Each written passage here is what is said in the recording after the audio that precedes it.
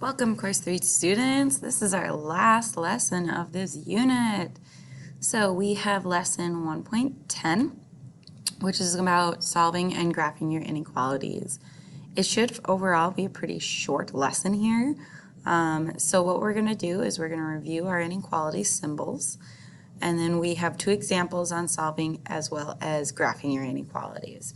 So this was a question that was on your pretest that I know a lot of you had questions about. And so that's going to be, us going through this and learning it, or maybe it's just a big refresher for you from what you learned on previous years. So the first thing is going through and understanding our inequality symbols. So these are going to be symbols all the way over here. Oh, it doesn't want to draw. Let's try this again. Feeling blue. Alrighty, so these are these symbols. So I typically don't necessarily always call them by their meaning, because you'll see people say, oh, it's the less than symbol. Oh, it's the greater than symbol. Remember, you can also think about your alligator, and that the mouth part wants to eat whatever is the biggest. So maybe you had 3 and you had 6. Okay, well, 6 is bigger than 3, so that's why it's on this side. You also need to know that you have a less than or equal to sign, as well as a greater than or equal to sign. So some of the phrases too, so if you have a less than sign could be fewer than or below that.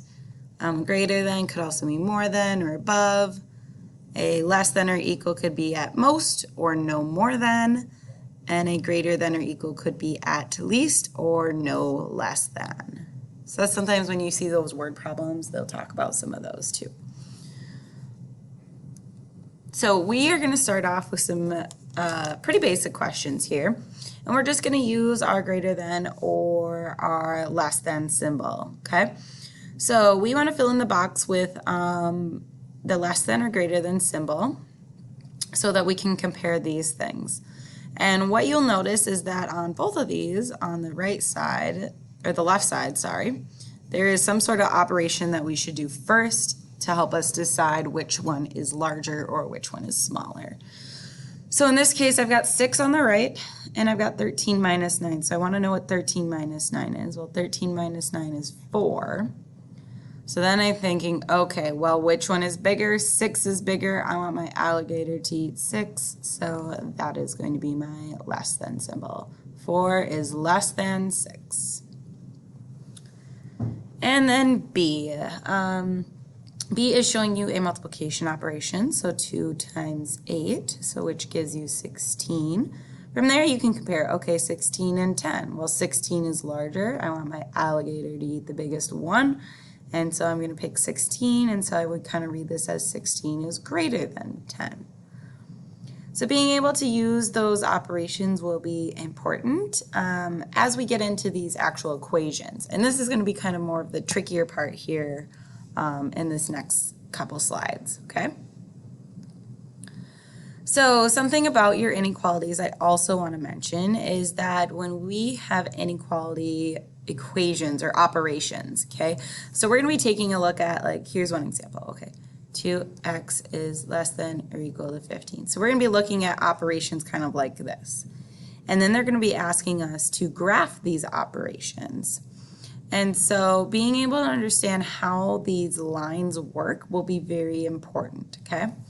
Anything that is an or equal to, okay, so a less than or equal to or greater than or equal to, if you notice, they have a closed in dot, okay? So in this case, they solved out this problem, which I don't know if it's even written right. I'm going to solve this one out, okay? Or maybe I had x is less than or equal to 5. Let's just take that one, this top one on here. So if I graph that out, I need a number line with at least the number 5 and maybe a couple other numbers on it. So I don't know, 5, 6, 4. Again, you want a number line to go in order, so you shouldn't just put random numbers without thinking about how their lineage is. So obviously I'm going to have the 4 and then the 5 and then the 6. If I wanted to keep going this way, I'm going to go down 1, which is 3. If I want more than 6, I'm going to go up 7. So in this case, as I was saying, you're going to have a dot. So I want a dot at 5, and I want a closed in dot at 5. All right. Then to continue this on, I continue my line, because it's a line past that, and I got to think about my numbers. So it says x is smaller than or equal to 5. So what numbers are smaller than 5? Well, 4 is smaller than 5, 3 is smaller than 5. So I continue on with my line, and I just put it right on top of my actual line, and I just kind of bold it in like this. Something I like to talk about with these and graphing them is that when you actually graph them, the alligator is going, so look, this is your alligator, he's going to the right. You want to run away from the alligator when you graph it. Okay, so then, and I'll use that example too. But then notice that if you have a less than or a greater than sign, your dot is going to be open. So if this in this case was just x is less than 5, all that would change is that this dot would be open instead, because it's all things smaller than 5, but I want a open dot. So let's take a look at some examples of those. You know, I think for the code word for this one, we just have to make it alligator. So your code word is alligator, okay? I'll say it so many times in this video. Alligator, alligator. Alrighty, so we're going to take a look at graphing and solving these inequalities. So basically what these look like is they look like an equation. And I know a lot of people could get stumped because of the inequality sign. But just pretend like this is a equal sign. And you solve it the same way that we've been solving in our other operations. So one thing you can do is set a line on each side, because remember, you got to make your equations equal. And so to move over this adding 7, I use the opposite, or I do the opposite operation to move it over. So I would minus the 7, and whatever I do to this side, I have to do to this side, minus 7, okay? The plus 7 and minus 7 cancel each other out. You're still left with x on this side. The symbol is still the less than symbol. And then I just have negative 10 minus 7.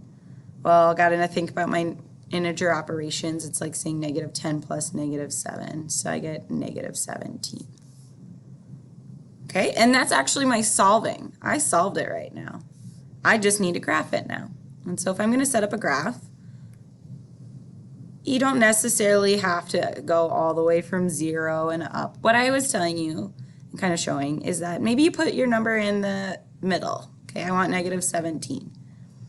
If I continue to the right, that means it's going up. So that's going to be, in this case, a negative 16, okay, a negative 15, negative 14, because remember, these numbers are closer to 0 if I were to continue with my line. Okay, maybe negative 18 on this side, and negative 19, because these are smaller numbers, negative 20. And then I'm actually going to take a different color here. I think that's going to help see this. Let's grab green. So then I think about my symbol, and since this is not a or equal to, remember the or equal to's, so if you have greater than or equal to, you have a closed-in dot. If you have a less than or an equal, you just have an open dot. So we're going to have an open dot at 17. I then want numbers that are smaller than 17. Things that are smaller go to the left. Or remember, I want to run the other way than the alligator's eating. So if the alligator is kind of like Pac-Man and he continues on all the way to the right, you're going to want to go to the left. So I'm going to draw the rest of my graph here and then just kind of bold it in so I can tell that that's the direction you went. All right, let's look at B. I'll keep with my green and switch back colors. So again, we're going to do the same thing. We just want to get that variable by itself. And so I want to think about what is happening to this t. Well, this t has an 11 being subtracted from it. Well, so the opposite of subtraction is addition. So I'm going to add 11. Whatever I do on this side of the equation, I'm adding to the other. I like to just draw the line down the middle so I know the two different sides of my equation. These cancel each other out. I'm left with t on this side. Again, my symbol just stays the same. And then I have negative 22 plus a positive 11. Well, if I were to add that out, it ends up becoming really 22 minus 11, and you keep the negative sign, so it's negative 11. Okay. Again, I need to graph this out. So I'm just going to put negative 11 about in the middle, If I continue on to the right, it would be negative 10, negative 9, negative 8. This side, negative 12, negative 13, negative 14. So then let's look at our sign here. We have a less than or equal, which means I'm going to have a closed dot. Hey, let's make this one all Christmassy looking. We're going to make it red. Okay, a closed dot at negative 11. From there then, what we're going to do is we need to find things that are less than negative 11. So negative 11 onward, okay, the less than is going to be to your left.